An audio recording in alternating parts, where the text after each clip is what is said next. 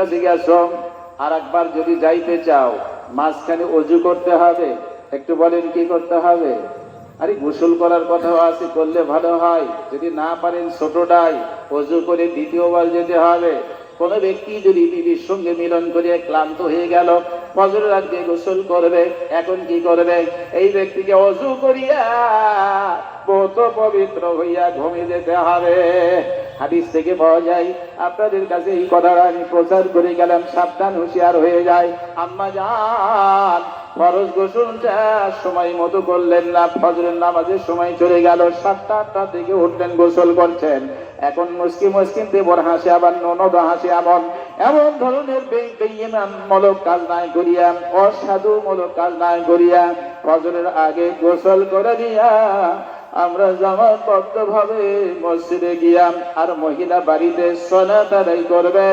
এর মধ্যে স্বামী স্ত্রীর উপরে কল্যাণ আছে। জুড়ে বলেন কার? একটু জুড়ে বলেন কল্যাণের মালিক কে? তারপরে 5 নম্বর হলো, অত কথায় কথায় অভিশাপ দেয়। তুই তো খারাপ, তোর দাদা খারাপ ছিল, তোর বাবা খারাপ ছিল, খালি অভিশাপ কথায় কথায় দেয়।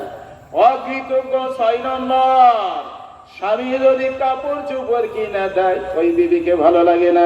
তোমার চোখের আইডিয়া নেই, তোমার চোখের তাক নাই, অমুকের স্বামী অমুককে কিনে দিয়েছে, কত ভালো, প্রশংসা করে না। ইসলামী নারী যদি হয়, স্বামীর দেওয়া কাপড় চোপড়ে কসমেটিক্যালি খুশি থাকে আর বলে আলহামদুলিল্লাহ, এটাই হলো ইসলামী। আর যে অকৃতজ্ঞ, এই নারীও জাহান্নামে যাবে।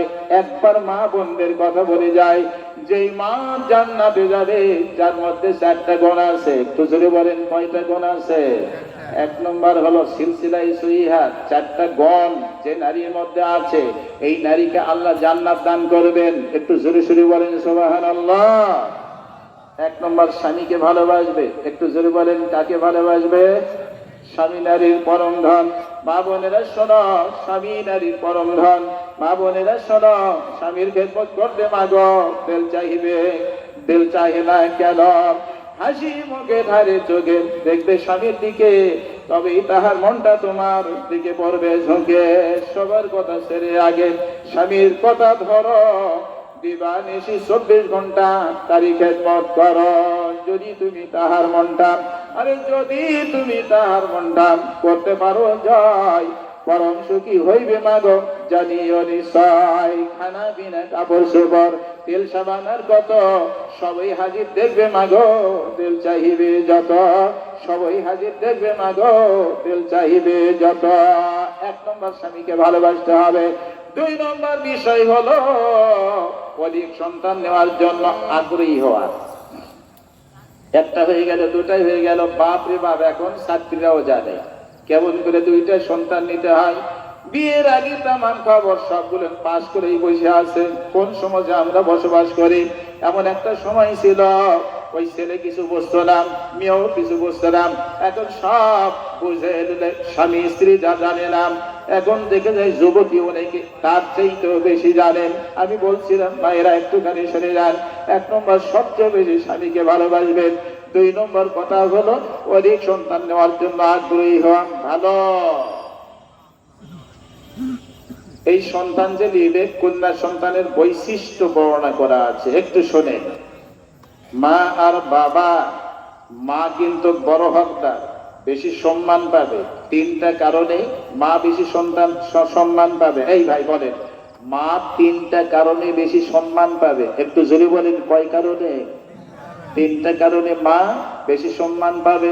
কোরআনুল কারীমে বলেছে, হামালাতু উম্মুহু, মা পেটে সন্তান ধারণ করে, এটা বাপের কাম নয়, মায়ের কাজ। মা সন্তান ধারণ করে, পেটে সন্তান ধারণ করে। ওয়াহানান আলা ওয়াহানান, কষ্টর পর কষ্ট স্বীকার করে। হাইগো খাবার বসেছে, খাইতে পারে না, সন্তান পেটের মধ্যে সারি দিয়ে উঠছে, পাটা টান করে দিছে, মা কষ্ট পেল, ভাত খাইতে পারে না। 3 নম্বর হলো অফিসালুহু ফি আমাইন, দুগ্ধ দিল 3 বছর, আবারও পড়ে যায়। 3টা কারণে মায়ের দাম বেশি।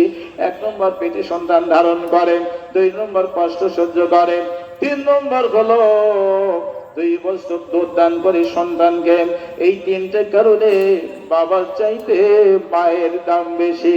একটুখানি আওয়াজ ছেড়ে দিয়ে বলেন আলহামদুলিল্লাহ। ওদের বেশি না বাড়াইয়া, একটু না বাড়াইয়া, আর কথা না বাড়াইয়া, বক্তা অনেকগুলো আছে মাদ্রাসা